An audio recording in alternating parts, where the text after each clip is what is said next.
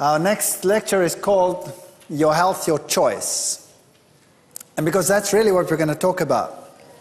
We have many choices that we can make, and these affect what we will be like, what the probability of diseases will be, all of these parameters. Now, we are actually fearfully and wonderfully made. And it is surprising that the human being can take so much abuse and still survive. And the fact that everything is still so normal is really very surprising. What are the risk factors affecting our health? Well, there are some things that you can change and some things that you cannot change. For example, if the environment gets to be very polluted, you can't very well jump off the planet. You're sort of restricted to this place. But there are other things, again, which you can avoid, which I like to call monsters in our lifestyles. Smog blights babies in the womb. Well, there's nothing other than you can do about that except stop breathing. And then there are other things that we do to ourselves, like we take stimulants, we have stressful lives. People wake up in the morning, they feel half dead, they need a stimulant. So one grabs for a cup of coffee or a cup of tea or a cola drink or a cigarette or any one of those just to get going. And you get hooked to these stimulants. And they increase your state of arousal. Then when you come home and you want to go to bed and you've had these all day long, then you need a depressant, something to calm you down. So you come home and you have a drink. Some people have alcohol or spirits, some go for narcotics, some are hooked on medication, some take aspirins, or some just smoke pot, cannabis, marijuana, whatever. And then you can even have some people that try to opt out by using hallucinogens, LSD, ecstasy, any one of those, and if you're really down and out, you go for the inhalants. All of these have their problems. Let's first look at alcohol, generally speaking. If you want to have active natural killer cells, that's a type of immune cell that gobbles up aberrant cells, like cancer cells, for example, then it's good that you should actually have no alcohol. A bout of heavy drinking influences the ability of natural killer cells to destroy cancerous cells, that's been shown, and very small amounts of alcohol can also prevent these cells from actually changing or undergoing attacks or taking part in your immune capacity. So even small amounts of alcohol reduce your immunocapacity. Cirrhosis is not something that only comes from heavy drinking. Women particularly can be prone to cirrhosis of the liver, even if small quantities are consumed. Here, for example, is a normal liver. Here is a cirrhotic liver. Notice the fat deposition. Children, for example, many can be born with what we call fetal alcohol syndrome. Typical would be a small head circumference, low nasal bridge, eye folds, short little nose, small mid-face, thin upper lip.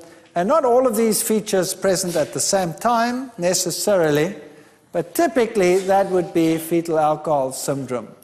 You know, it's very strange that women who drink excessively while pregnant have a 30 to 45% chance of having a child affected, but notice that just 2 mixed drinks per day seems to be the level at which damage occurs. So even a small amount of alcohol is detrimental to development. It's detrimental to your immune capacity. Everybody knows that cigarettes are bad for you. And typically, cigarette smoke per day and the incidence of cancer is very strongly correlated. Here, for example, if you've never smoked in your life, what's your probability of reaching the right old age, let's say of 85? If you've never smoked in your life, you go up to the red graph, and your probability is round about there, 35%. If you have smoked 25 cigarettes or more a day, the probability of getting there is less than 10%. It's quite a difference. What about getting to 70? Probability is actually very good if you've never smoked, 80% if you've never smoked, and the probability is only 40% if you smoke 25. So any reduction in smoking is already an improvement, but no smoking, banning would be the very best. If you look at world cancer rates, you'll see that Scotland, Hong Kong, Iceland, United States, Denmark are the ones way at the top there. And it seems like some of the industrialized countries are not doing too badly. Today there's a slight shift towards the non-industrialized countries. Lung cancer in the United States, males started smoking since the 1950s quite heavily, and then it increased rapidly to the 90s. Women lagged behind in this social adventure and only started smoking in 1965. Probably because women are more intelligent than men. Isn't that right? Absolutely. It must be, right? But it seems as if they are catching up eventually, and today there's actually a shift around. So given time, men get more intelligent. I don't know exactly how that works. Obviously, that's a pretty bad tumor over there. You don't want a lung that looks like that, or this is a typical smoker's lung compared to a smoke-filled lung of a non-smoker. And these are pretty bad. Here's an experiment that was done by a colleague of mine. We at our university were quite interested in lifestyle diseases. And this man over here, Professor Moritz, he did a lot of research. He's world-renowned for his nicotine research. And he did some fascinating studies on rats. And here you see metabolic rates, for example. Let's just look at this one. Glucose, burning glucose. Normally, a little rat would have that burning capacity, micromoles per gram per hour burning glucose. But if he gave them nicotine, that capacity doubled. If he withdrew the nicotine, then it went way, way low. Now, that's an interesting point. You see, women, for example, are very attracted to this. When they smoke, they naturally burn more energy, and therefore they tend to stay thinner. When they give up smoking, that capacity drops to less than half, and they tend to get fat. That's why women don't like to give up smoking, because they get fat. Whereas normally that would be your level, somewhere between the two. So if you give it up long enough, your metabolism would increase again. So the only thing you can do then is remain active and fit to prevent this from happening. But here's something very interesting that he found. If he took a pregnant rat and he gave the mother nicotine, that's the equivalent of simulating a mother that smokes during pregnancy.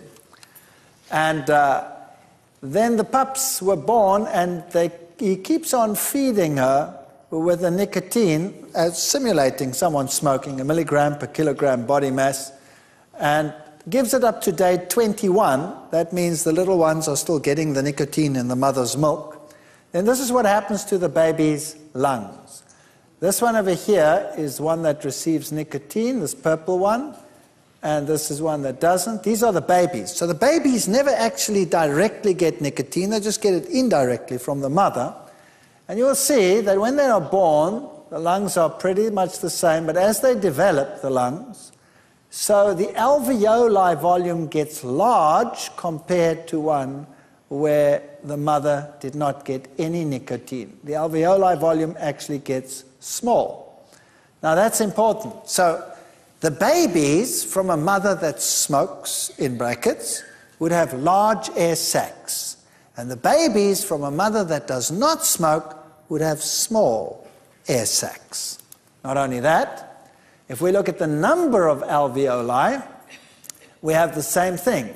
Here is a mother, the babies of a mother that never smoked, and you'll see that the number of alveoli increases dramatically with development, where it also increases in the group where the mother did smoke, not as greatly. So there's a great difference in the number of alveoli at day 42 of development. So what does that mean? Simply this, that if a mother smokes, her offspring is likely to have large little air sacs in the lung and few. Whereas if the mother did not smoke, the air sacs would be small and many. Now what is preferable? A small one has a large surface area for the exchange of oxygen relative to volume. So if you have lots of small ones, that's the way you would want it to be. And here is the nicotine alveoli of a little baby that did not smoke. Notice the large alveoli and the little holes in it. It actually tears and the lung actually bleeds internally. This is the baby that never ever smoked. It just inherited it from the mother. And here's one where the mother did not smoke, and you'll see nice tiny little alveoli. That's just the size measure over there. Smooth, no holes in it, absolutely perfect under the electron microscope. So very nice lung development. And then he did something interesting. He took the whole lung and he put it in an acid and he dissolved all the tissue away until only the elastic tissue was left. And here was the lung of a control rat. In other words, once all the tissue had dissolved, that's what left. That's the elastic tissue. It looks like a sponge. If you took the same age one from a mother that had, in inverted commas, smoked, that's what it looked like. Wow. So basically, that is a lung of someone who has emphysema. That lung is so useless. The air sacs are large and floppy, and the elasticity of the lung is poor. So some people who have children do this to their kids. I believe my wife is one of them. She has the worst lungs under the sun. You go to that test where you blow to see what the force of your lung is and your capacity. She blows it that far. Her mother was a heavy smoker while she was pregnant, and my wife just inherited these pathetic lungs. Me, I blow that thing into the middle of next week. My mother never smoked, even though I smoked when I was stupid and young. It makes a big difference. Your choice, you see, does not only affect you, it can affect your offspring. And secondhand smoke is just as bad. Then there's something else about certain plants. We've looked at secondary plant compounds, phytochemicals that are healthy. Now, there are phytochemicals that are harmful in certain plants. And these harmful secondary compounds can cause various diseases. Now, why do plants have them? They say these plant compounds are for toxic defense. They are digestibility reducing defense, and some of them are positive, like anticarcinogens. Bad ones are called alkaloids. Some are pyrethrins. You can use them as insecticides, for example, rotinoids, cyanogenic glycosides, tannin, for example, phenolic resins, caffeols, caffeine, theophylline substances that you find in tea, for example, theobromine, a substance that you find in cocoa, nicotine, a substance that you find in tobacco plants, for example. Those are negative compounds that you want to avoid. Now, different plants have different compounds. All plants vary in the substances within them. And so the whole animal kingdom is spread over the plant kingdom. So certain animals will eat certain foods and no other foods. So, for example, the tobacco hornworm is a worm that feeds on tobacco plants. And it has an enzyme which neutralizes nicotine. So that worm can eat that plant from morning till night, and the nicotine is neutralized and excreted as though it weren't even there. But it's also attracted to the nicotine. It's its target, and it goes and it eats it. The koala bear is attracted to eucalyptus oils.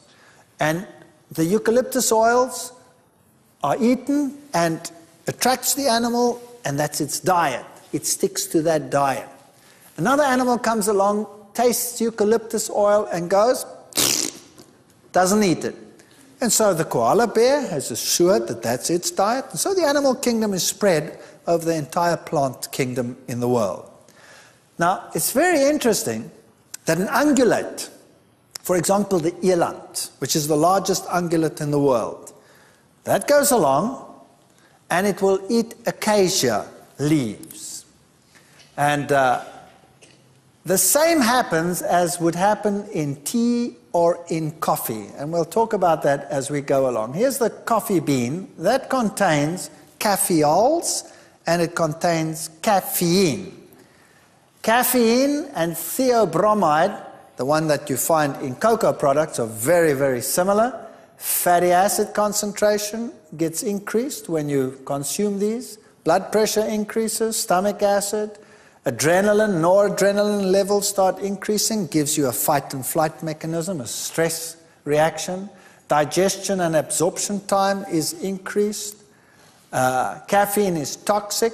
It interferes with muscle action. It's an enzyme suppressant. It's a carcinogen. 500 grams of tea contains enough caffeine to kill 1,000 mice. That's just one packet of tea. And it's mutagenic.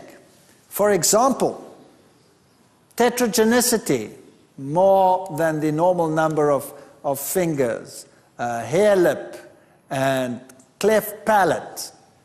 If you feed rats caffeine, then they develop tetragenicity, more than the normal number of digits.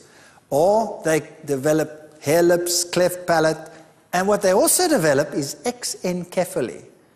There's a higher incidence of exencephaly, the brain developing outside the body.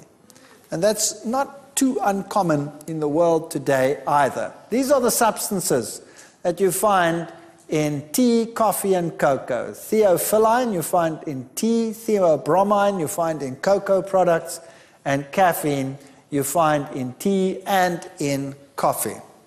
Now, these substances would normally prevent animals, other than those that are adapted for that particular compound, to stay away from those plants.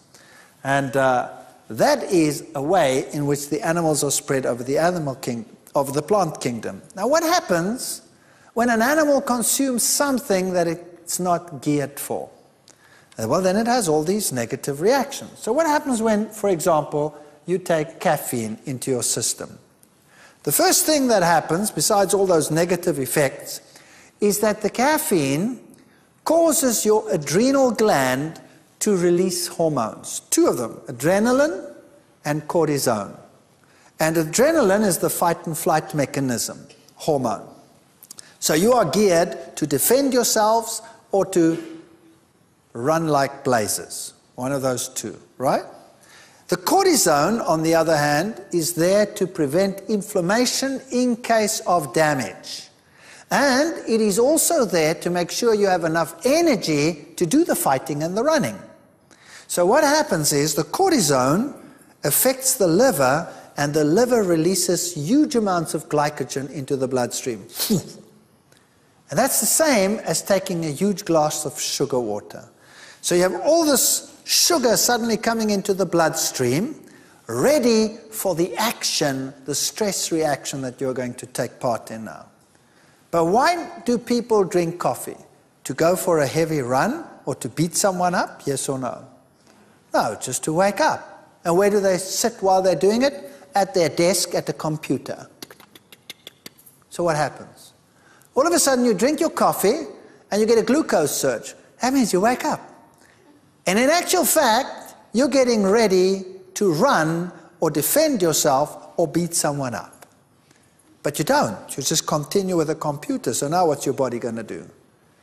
It's going to say, whoa, I have an emergency here. So it has to react to this glucose surge, so it releases insulin, and down come your glucose levels.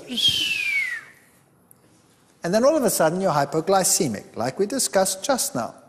That means you're feeling lethargic, tired, stressed. What's the solution to the problem? I need another cup of coffee. So you get another cup of coffee, and you go through the same process over and over and over again. And instead of doing what you're telling your body is happening to you, you are shunting all of this into a totally different direction. It's the worst thing you could do with your body. Tea. Now here's a typical tea plantation. Look how nice and square it is. And there is my example of this nice animal, the eland. Now the animal that you see on the screen there does not eat tea. It eats acacia leaves. Now the eland is attracted to acacia leaves, and the acacia leaves have tannin in them. Now as the animal eats the acacia tree, the tree actually protects itself against overgrazing. So what happens, as the leaves are broken, they release a pheromone, and the pheromone warns the tree and the rest of the trees around something's breaking the leaves. It's a fascinating system. And the trees respond by increasing the levels of tannins in all the leaves. And then at a particular point, the eland will bite and the leaf is astringent. And so it will leave the tree and go somewhere else. It won't eat the tree next door because that one's been warned as well and also is impalatable. So he'll walk about 50 meters and then he'll start grazing again. And then the same happens, and that's why the animals graze and walk and graze and walk and graze and walk. It's a marvelous system. Evolutionists say it developed by evolution. I believe it's design. I believe God put it into the tree to prevent the eland from, what prevents this animal from just stripping the whole tree? What prevents it? Nothing. Here's a mechanism that tells it, enough for you, off you go and eat elsewhere. Now there's something else that's interesting. A tree wants to grow. And so the young leaves and the buds are protected as well by putting higher levels of these noxious compounds in the young leaves. We call it the ephemeral tissue, into the young leaves and buds.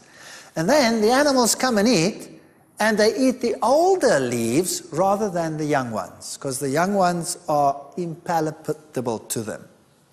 And that way, the tree can actually grow even though it is being grazed upon. That makes sense, doesn't it? Imagine if animals came along and only ate the young growth. The tree would never be able to grow. No plant would grow. That would be the end of it. So nature is designed so that there is no overgrazing and that plants can grow even though they are a food source for animals. It's actually a magnificent system. So now, what have we established? When these levels are high, they are deterrents to animal. They cause digestive problems.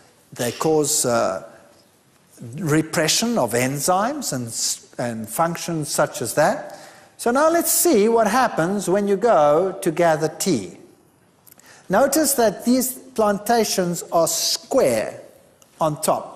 And on the sides, they are square. How did that happen? See, what they do is they go and they have found out that it's not good to cut the leaves. The best is to take a long stick and to walk and to trim them. So they go, and they cut them this way. They trim them down to these nice square. That's how they prune them. What does that simulate? So you're breaking the leaves like this. What does that simulate? Yes, that's right. It simulates an animal eating the plants. What would be the natural reaction to the plants after this? To raise the level of compounds that act as deterrents. And when the young leaves then come out after that process, they will have higher levels of deterrence than in a plant that had not been treated in this way. Does that make sense? And then the pickers go out, and for the very best of teas, what do they collect? The two top leaves and the bud. Those have the highest levels of these noxious compounds in them that any self-respecting animal would avoid, but not man. Man picks them, and then what does he do with them? Well, he dries the leaf, and that he calls green tea. But that's not good enough for most people, so what they do is they take all these leaves. By the way, how does he dry them? By cutting down the forest, making huge amounts of smoke, and drying it that way. Then he takes this tea and he puts it into fermentation vats, and he adds bacteria, and then he ferments them. Now, bacteria have to live. What do they live on? They live on everything that is edible in that leaf. And they ferment it away until it's all gone, and what remains in that leaf? Only that which is non-usable. So now, when you take that and you dry it again, what do you have then? Then you have high concentrations of toxins which no self-respecting animal would even get near to. It would be astringent, and it would be bitter, and it would be a taste and a metabolic deterrent. And what do we do with it? We make a solution, and we pour it into a cup, and then we say, drink it. Now do a baby test and give a cup of black tea to a little baby and watch its face. It'll take a sip and it'll go, how? And spit it out, right? What do? Obviously the thing is impalatable. It's as bitter as gall. It's full of toxins. We have to make it palatable. So what do we add? Sugar, because it's bitter. Now we add the sugar to take away the bitter. We are the stupidest animal on the planet, no doubt. You add the sugar, and then it's still astringent, so what do you add to prevent that, to make it smoother? You add cream. And then you can actually get this noxious compound down. And it's still so wickedly bad that you have to make a culture out of it. So you put it in a neat little cup and you raise the finger, and you teach everyone that you have to drink it like this. And then you must say, ah, afterwards. And when you've learned that, you've become a tea drinker, right? And there is no animal as moronic on the face of the earth. No other animal would do that, except man. So tea and coffee is bad, bad news. So, I have good news for you. There are many, many plants out there that have very good phytochemicals in them, and herb teas are not made from 2 leaves and a bud. How do they make herb teas? They take the whole plant and they use the whole plant for herb teas. So that is the best way to go about it. And then I have another piece of good news for you. There are some herb teas on the market which taste just as bad as black tea. So you don't even have to give up anything. You just switch to a horrible herb tea, and then your problem is solved. And you add whatever you wanted to make it palatable. But the good news is there are herb teas that are actually palatable. So do yourselves a favor and a flavor, switch to herb teas and cut out the ones with the alkaloids. Sources of caffeine, for example, ground beans will give you 66 to 80 milligrams in a 2-cup drink. Filtered drip will give you 110 to 180, so those are your typical coffees. Decaf will give you very little, but decaf contains the extractant, which is equally harmful, because these are normally organic compounds with which they dissolve the caffeine out. So you're losing the caffeine, but you're gaining the extractant. Teas, as you see, are also quite rich in caffeines, and then your cola drinks also have caffeine. So Coke has a double whammy, 12 teaspoons of sugar, plus it has caffeine. It gives you a double whammy. So Coke actually should never be consumed by any human being. In fact, that company, well, what's the name of the product? Coke. Why? Because it's the extract of what? Cocaine plants. And these days they have to extract the drug. but it makes it addictive, or it used to in the past probably, and now they just add caffeine to solve that problem, because that'll make it also addictive, because they'll make you constantly hypoglycemic and on you go, and it makes it addictive. Chocolate products are bad, bad news. Look at all the products and the theobromines you get out of those. Cold remedies, weight control things, diuretics, they put these compounds into everything. For example, a simple slab of Cadbury milk chocolate, 1 ounce, will contain 44 milligrams of theobromine. Chocolate syrup, 2 teaspoons, 89 milligrams. Chocolate flavor, mixed milk, 120 milligrams. We give it to our kids all the time. I don't understand why we do that. These days you can buy soy milks that have got chocolate and cocoa products in them. Well, why don't they make one with carob? Why do they have to make it with caffeine and theobromine products? I wouldn't drink it. I'd just watch people drink it. Now, that's one thing we can avoid. Remember, this lecture is called Your Health, Your Choice. It is your choice whether you want to drink cocoa products, whether you want to drink teas and coffees, when you could drink herb teas, and you could replace your cocoa products with carob products, and retrain your palate, and you don't really have to give up anything, you just switch to something better. And there's something else that we do. Fats and cardiovascular diseases. The type of fats we consume are very important in terms of how we live and how we die. For example, amongst men, the big killer is heart disease, and about 27% of men will die eventually of heart disease. In women, the situation is better, or so they might think.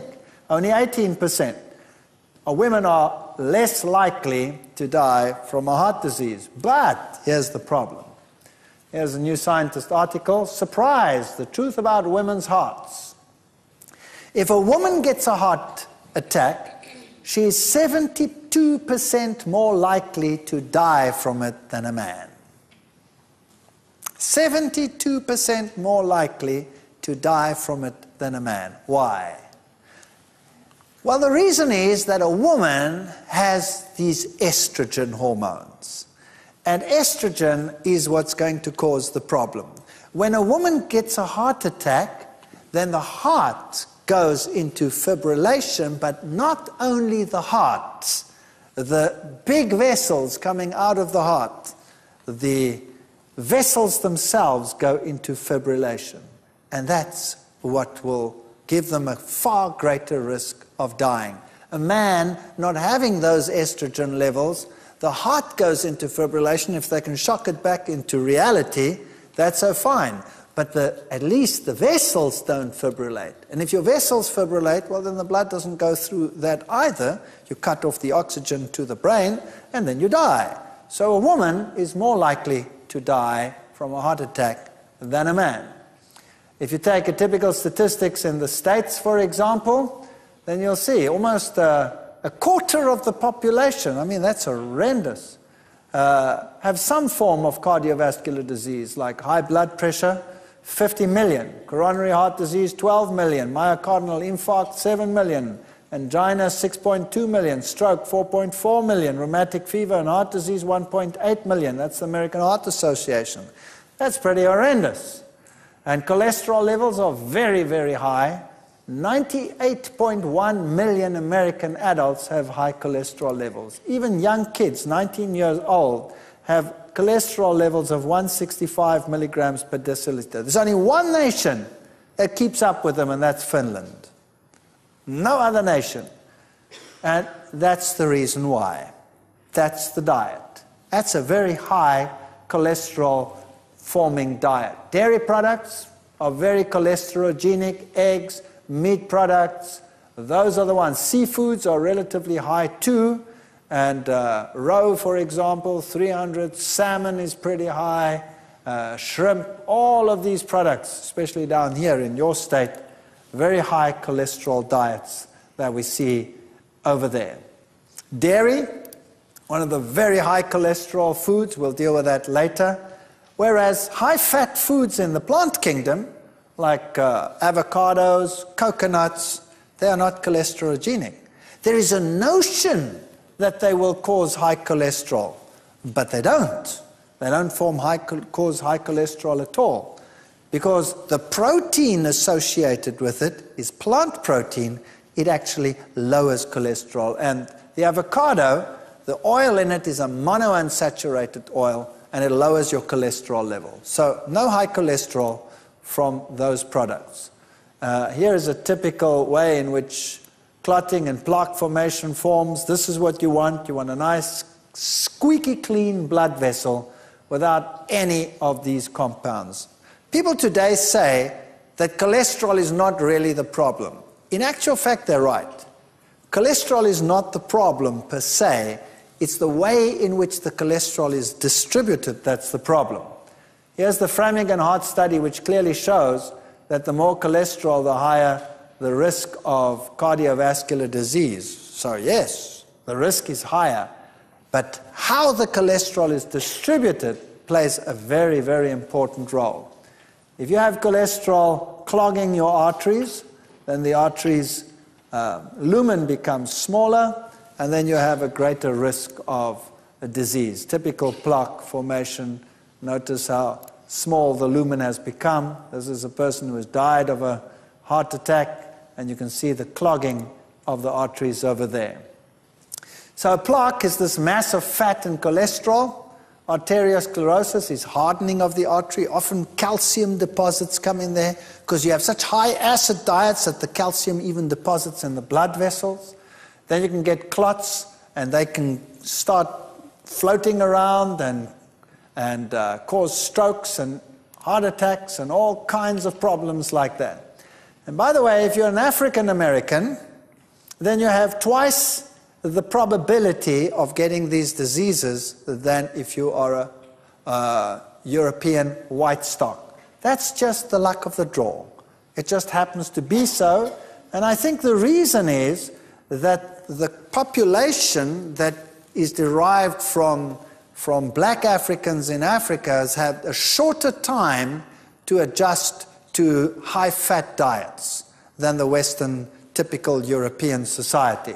So that's just something we have inherited over time, a greater capacity to deal with a bad diet than the poor black people have that have had a shorter history of such diets. Now here's something that's very fascinating. The American Heart Society started warning against saturated fats and said they were the ones that caused heart disease. And by the 1970s, this started taking effect.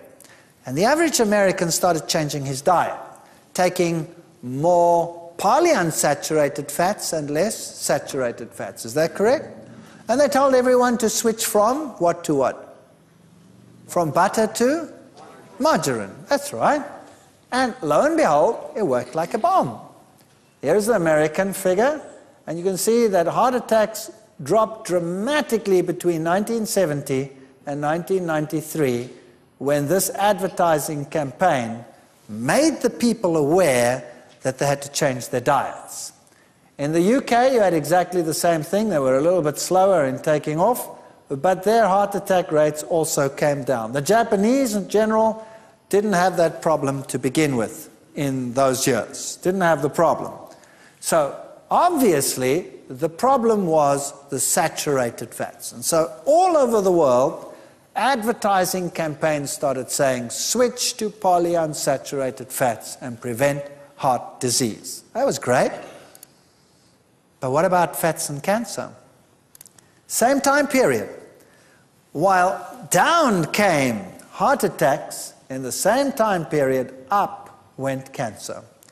Breast cancer soared, prostate cancer soared. Now, what was the problem? What was the problem? World all-sider cancer rates. Hungary, Czechoslovakia, Luxembourg, Denmark, Scotland, Hungary, England, Wales, all the high-fat consuming nations were the ones that showed the high cancer rates. And so in the 80s, they started doing experiments and found that your diet is affected by what you eat, and particularly your fat intake. So the more fat consumed by a nation, the higher the risk of cancer. The Netherlands, for example, was way up there. Denmark, UK, New Zealand, Canada, Switzerland, US, those are the top of the hit parade countries, high fat consuming nations. And they clearly showed that if you fed a rat a carcinogen, that's something that produces cancer, and you feed it a high fat diet, then it has more cancer than if you feed it a low fat diet. In fact, twice as much cancer. So obviously, fat caused the cancer. And the types of cancer, particularly, were breast cancer, colon cancer, rectal cancer, prostate cancer, and pancreas cancer. Those were the cancers that were induced by fat products. World breast cancer and prostate cancer, look at the prostate cancer. Switzerland and Norway are top of the hit parade. I'll be dealing with that when we're dealing with dairy products. Breast cancer, England and Wales, Denmark, Scotland, Ireland, and those countries, New Zealand, all the heavy animal fat nations were the ones that were involved there. Colorectal cancer, the same sort of picture, New Zealand at the top, Hungary, Denmark, those are the top cancer countries in the world. Now we're going to look at messing with fat, changing the structure of a fat. What does it mean? Now here's a normal saturated fat. Notice that there are no unsaturated bonds over there. Here's an unsaturated fat, there's a double bond there, a double bond, and a double bond. So this is a polyunsaturated fat. Wherever there is a double bond, the molecule makes a kink like that, like a V, okay? And so the molecule, because it has these kinks, is an open molecule. It's sort of open. And that means oxygen can get in very readily. So this fat over here tends to oxidize quite readily. And when it oxidizes, it forms free radicals. So when you extract a fat, it starts oxidizing. And the more unsaturated it is, the more it forms free radicals. For example, the polyunsaturated fat is unstable, and it causes free radicals over time. So you need a balance between polyunsaturates and antioxidants. And the natural antioxidants that you find in plants are vitamin A, vitamin C, vitamin E. And that vitamin E is built right into the seed where the oils are. So in a seed, the oil, in a sunflower seed, the oil is present, packed with antioxidants, and that oil remains stable. As soon as you extract that oil, then you expose it to air, and you have to increase the amount of vitamin E dramatically 200 times before it will stop oxidizing. And that doesn't happen. So they extract the oil, and then it forms these free radicals. And it forms all these compounds, peroxides, aldehydes, ketones, all these bad fellows. Now, when they extract the oil, to get enough oil out of the seed, they heat it as well. So, for example, when you heat a saturated and a polyunsaturated fat, and you heat it to 170 degrees for 2 hours, then it causes liver ailments when you feed it to an animal. That's centigrade. That's what, about double it for Fahrenheit. All fats heated to 180, that's about 360 degrees Fahrenheit, for 2 hours or more will produce serious liver ailments. And a triunsaturated fat will undergo oxidation 10,000 times faster than a monounsaturated fatty acid. So now here's the problem. When you extract that oil out of the seed under heat, normally they heat it to up to 200 degrees centigrade. That's 400 Fahrenheit. And they do that for 2 hours. So by the time you buy it, that oil would already cause serious liver ailments to a rat. Now, what do you do with the oil when you buy it? You cook with it. So you heat it. To what heat do you heat it? Very high. If you have a plate on your stove that's red, that means it's 600 degrees because you can actually see the light. You're putting your pan on there and you're heating that and you're cooking whatever you're cooking in there. You are just creating free radicals like crazy. Now, what about the corner fast food store? That has huge vats with boiling oil, and they put the French fries in there and they do their thing. How long does that oil stay heated? Wow, you are actually buying carcinogens. Could I have a packet of carcinogens, please? Large or small, sir? Well, is there a difference in the price? Yes, the more carcinogen you buy, sir, the more expensive it gets. Oh, good. Can I have some, please? Isn't that what we do? All right. So this is bad, bad news. Notice that a triunsaturated fat oxidizes 10,000 times faster than a monounsaturated fat. Now, we know that the saturated fat is not really good. And in fact, animal saturated fat is the very worst of all. Do you know why? Because it has no antioxidants. Zero. None. So when you take an animal fat and you fry in that, it oxidizes quickly because there are no antioxidants in it. If you take a plant fat, it at least has antioxidants in it. Now, which fat would therefore be the very best fat to take? A tri, or a mono, or a saturated? Which one?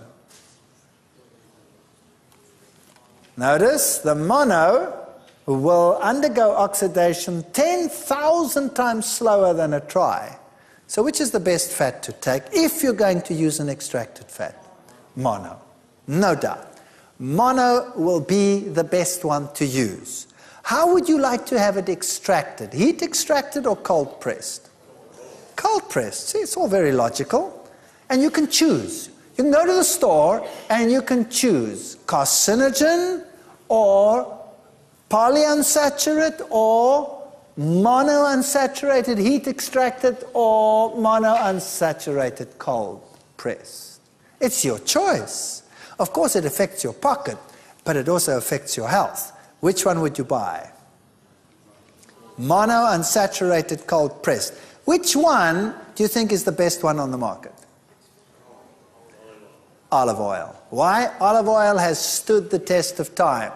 Canola oil is also a monounsaturated fat largely, but it's rapeseed and it has other components in it which might not be so hot, and it is a far stickier oil, generally speaking. So the one that one, if one is going to use it, would be mono olive oil.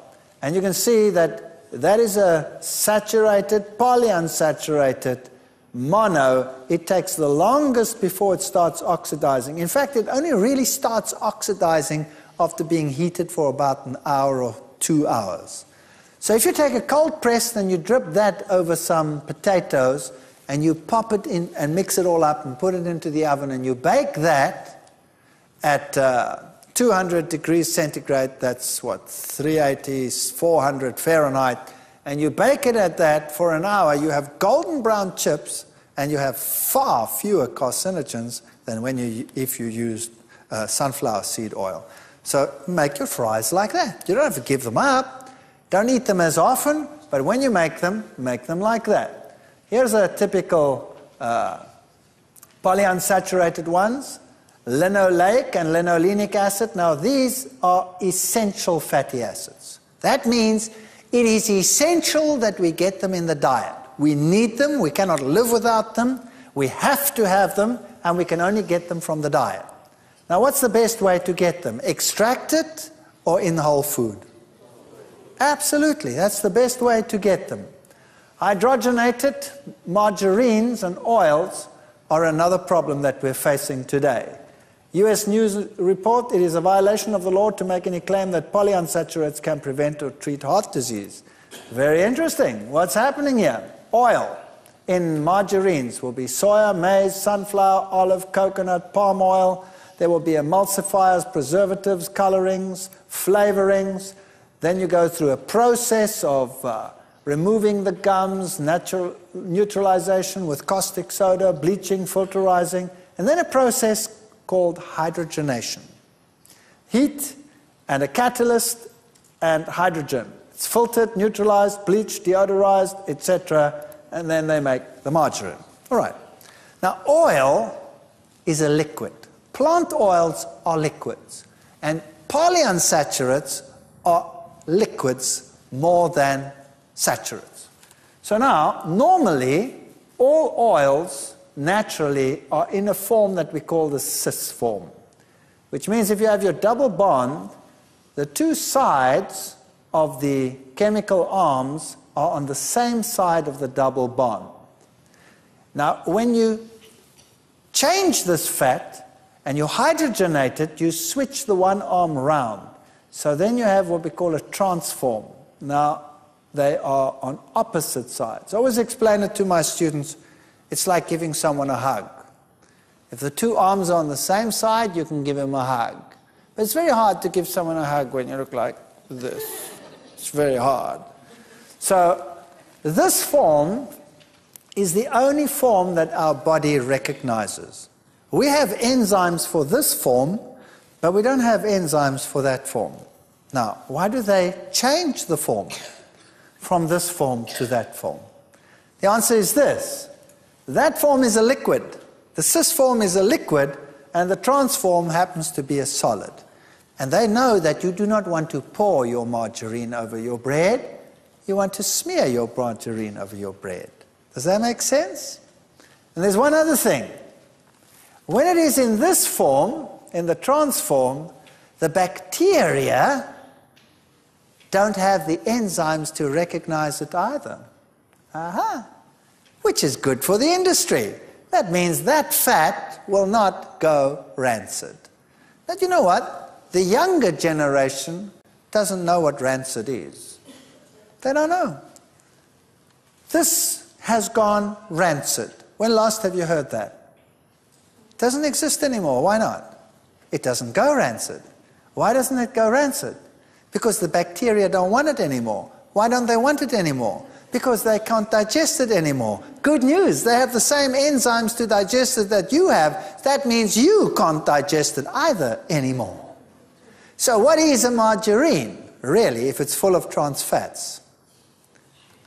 It's a foreign substance. I call it shoe polish. You see? He already answered. I call it shoe polish. It's good for shoes, but for human consumption, no. So now you have a fat in you that you do not recognize. What do you do with it? What are you going to do with it? You're going to store it where you won't ever use it. Don't you store the things you don't use in the upper cupboards? Right? So you will store it under the skin, as far away from the heat source in the body as possible. And then it starts getting into the connective tissue and it makes bumps. And you look at it and you say, ooh, I've got cellulites. And you start training like crazy, but you know that stuff just doesn't go away. Have you noticed that? Cellulite just won't go away. The only way to get rid of it is to stop eating this plastic, which is trans fat, and exercise, and eventually it'll go out through the skin because your skin is oily, the cells burst and the fat gets released that way, and that solves your problem. So trans fats are not a food. They are not fit for human consumption. They were never meant to be a food. They are good for the industry, and I have found out over the years that whatever is good for industry is normally bad for you. Isn't that so? All right.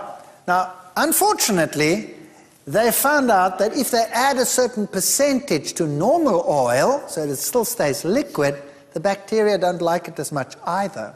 So when you buy oils, sunflower seed oils, liquid, read on the label, and it says sometimes partially hydrogenated. Have you read that before on the label? That means partially unfit for human consumption next time you read it, okay? And so don't use it. If you're going to use a margarine, use one that contains no trans fats, only natural oils, and uses something else to make it thick, like cornstarch or something like that they normally use. You can buy margarines like that, But generally speaking, any extracted oil is bad news. Let me explain why. Take a breath. Let's continue. Think about this. If I take a basin of water and I pour oil in it, and then I take hot water, warm water, and then I take a plate and I go dip out. What will my plate be like? Oily. It'll have if you run your finger along it, you'll have a film of oil on it. Isn't that right? Now, if you take free fat and you put it into your stomach, that's hot water, 37 degrees. Now you put food in it, and you dip it in, and each piece of food has a layer of oil on it. That means the enzyme, which is water-soluble in your stomach, can't get through, and it takes longer to digest, and you get fermentation. When it goes through to the rest of your intestine, you add bile salts, and the fat becomes miscible. It's already there, and the fat goes into the blood here in the top part of your intestines already, and it ends up in your blood, and now your blood has fat in it, and all your blood vessels, consider them plates that you're going dip, dip, dip, dip, dip, dip, dip, dip in the fat. And now your blood vessels contain all these, and the exchange of oxygen is slowed down. That means you're getting less oxygen to your brain. That is why if you have a fatty meal, very soon thereafter you go, and you fall asleep. Isn't that right? Whereas if you had no free fat in your diet, it would first have to be digested. It would be released as free fat lower in the intestine. It would be absorbed way low down and not go straight into the normal bloodstream. It would first go into the portal system, first go to the liver. The liver would work with it like a factory, take it out and pass clean blood to your heart, and you would never have that. So if you had a whole food diet, you would stay awake. And you come to your class and your students are all asleep. It's a nightmare. It's a nightmare. So, switch to margarine. Women who eat 4 or more teaspoonfuls of margarine a day have a 66% greater risk of heart disease than women who have margarine less than once a month. Now, why is that? The trans fatty acid levels in the margarine seems to be the problem. So, you don't want trans fats. Trans fats are not a food, and they cause cardiovascular disease, and the polyunsaturates, they cause cancer. Margarine is not a good idea. Not a good idea. So what do you replace it with? There's another lecture coming up on that. Mopping up free radicals, we've already discussed it. So what you want in your diet, because we're going to face these hazards in the world, is you want lots of fruits and vegetables and natural foods such as these in your diet to help you cope with that situation as we discussed it in the previous lecture. All of these will help you mop up those free radicals. And it's very important that you don't just look at them, you actually eat them. Now I want to speak about one real hazard in the world today. I just want to make it quite brief. And that is additives. Here you have another choice. So we've seen your health, your choice. You can choose the oil that you want to buy. You don't have to give it up. You just choose the one that's going to be best for you. You can eat it in the whole form, or you could eat it in the extracted form. There are many, many things that you can do. But you can also look at what they put in the food, the additives. Today, there are about 8,000 additives listed by the World Health Organization. The number is increasing dramatically. Anything from anti-caking agents, anti-foaming agents, dyes, bleachers, bulking agents, emulsifiers, stabilizers, firming agents, flavorants, gelling agents, preservatives, the list is just endless. And there are many food intolerances that people have. You have non-immunological toxic effects, and then you have immediate ones, delayed ones, psychological effects, physiological effects. 10 to 20% of the population is asthmatic. Much of this can be alleviated just by getting rid of the additives, like sulfate oxidase deficiency leads to asthma. Dairy products is another one we'll be dealing with later. Now, the food additives are used as all of these components for colorants, etc. Some of them are used during processing, like foaming agents, anti-foaming agents, pH control agents, and all of those. And some are used in the final product, like your antioxidants, your colors, your pH control agents, your texturizers to keep things crispy, etc. And these are some of the behavioral reactions. Migraine, hyperkinesis, that's hyperactivity, or super sluggishness, photophobia, depression, irrational behavior, all of these, paranoid ideas, even transient blindness, and then all of these nerve disorders, insomnia, fatigue, nervous tics, all of those can be attributed to food additives. Sweeteners are one of the worst ones to watch. They're used in place of sugar, as you know. Saccharin is a very common one. It's implicated in abnormal cardiac rhythm, causes itching, nausea, swelling, blistering. It's a mutagen. It's listed as a carcinogen and banned in some countries. Some countries don't ban it. I don't think the United States actually bans it. It's one of the countries where you can get it. So saccharin is not one that we should take. But one that is probably most rampant in the world today is aspartame. It is used everywhere. It's used in power drinks. It's used in sport drinks. It's used in sweets. It's used so widely that it's scary. You'd have to watch where it is used. Aspartame is the technical name of a brand name such as NutraSweet, Equal, Spoonful, Equal Measure, all of those. And it accounts for about 75% of adverse reactions in the United States, for example. There's some 90 symptoms associated with it: headaches, migraine, dizziness, seizures, nausea, numbness, muscle spasm, weight gain, rashes, depression, fatigue, irritability, tachycardia, fast heart rhythm, insomnia, lack of sleep, vision problems, hearing loss, heart palpitation, breathing difficulties, anxiety attacks, slurred speech, loss of taste, tinnitus, vertigo, memory loss, joint pain. I mean, the list is just endless. That's definitely one to avoid. Now, what does it do? This is what can be triggered by aspartame. So brain tumors can be triggered by it, multiple sclerosis, if you have it latently, it can be triggered, epilepsy, chronic fatigue syndrome, Parkinson's, Alzheimer's. Doesn't cause it, it just exacerbates it. Mental retardation, lymphoma, birth defects, terrible stuff. Now, what is it made of? 3 chemicals: aspartic acid, phenylalanine, and methanol. 2 of them are amino acids. So there's 2 amino acids. So people will tell you aspartame is a natural product. It's made of amino acids. In fact, free amino acids are sweet. And so most amino acids will act as sweeteners. And phenylalanine is probably one of the sweetest. So if you take that freely, it's sweet to the taste. Aspartic acid is the other one that is sweet to the taste. And then also contains methanol. Now, aspartic acid, as you see, is an amino acid taken in its free form.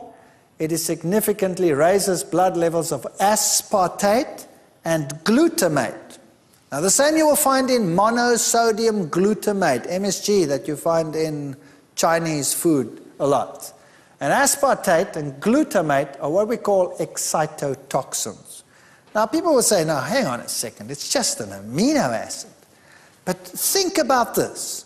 No animal in the world, no creature in the world ever eats free amino acids. You just don't do it. How do you get your amino acids? You eat a protein.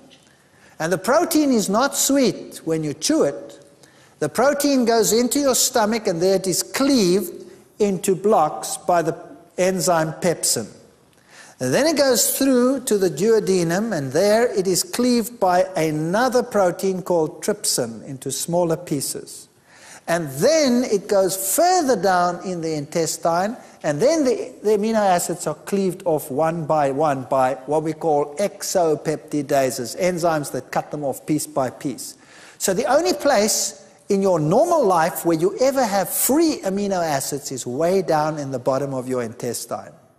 Now where does that go to? It goes just like that fat. Where does it go to? It goes to the liver. And the liver is a factory. It is your food factory. And it builds everything into your type of protein that you need and then transports it to wherever it has to go. So you never have excesses of those free amino acids free in your blood. Whereas if you take them free like that, they go straight into your bloodstream and they end up in the brain, where they shouldn't be. They should first be regulated by the liver. They go straight to the brain and they act as excitotoxins. So your kids go berserk and the adults go depressed. Now, what does it do? Excessive levels of phenylalanine in the brain can cause the levels of serotonin in the brain to decrease. Now, what's serotonin? Serotonin is a neurotransmitter. Now, schizophrenics have low levels of serotonin, and they go berserk. They're dangerous, they can kill you, they are out of control, so they're put into asylums. And then a psychiatrist comes along and he gives him medication to what? Raise his serotonin levels, and then he's quite normal. You can talk to him, there's no problem. There's no problem with that person. And as soon as he's off the medication, down goes the serotonin levels and he becomes aggressive. So now imagine this. We are making our society aggressive by giving them excessive levels of phenylalanine. Kids that drink these power drinks and that drink these sports drinks have high levels of this compound, and that's what happens. And then they become highly aggressive. And by the way, the antioxidant that they put on snack foods, like chips, butylated hydroxytoluene, butylated hydroxyanisole will do exactly the same thing. Lower the levels of serotonin. What do our kids eat in break? They eat these snack foods, and they're hyperactive, and they're aggressive, and they kick each other to pieces. Methanol, what does that do? That's the other compound in it. The recommended limit of consumption is 7.8 milligrams per day. Now, 1 liter, that's a quart approximately, of aspartame sweetened beverage contains 56 milligrams of methanol. Take a look there. 7.8 is maximum recommended. 1 liter, not 1 quart, will contain 56 milligrams. So heavy users of aspartame consume as much as 250 milligrams of methanol per day, or 32 times the recommended amount. Wow. That is bad news, and that will cause problems and diseases like you cannot believe. So aspartame can be found, for example, in instant breakfast foods, breath mints. Read them, those little ones, very often, those nice cute ones. Watch them.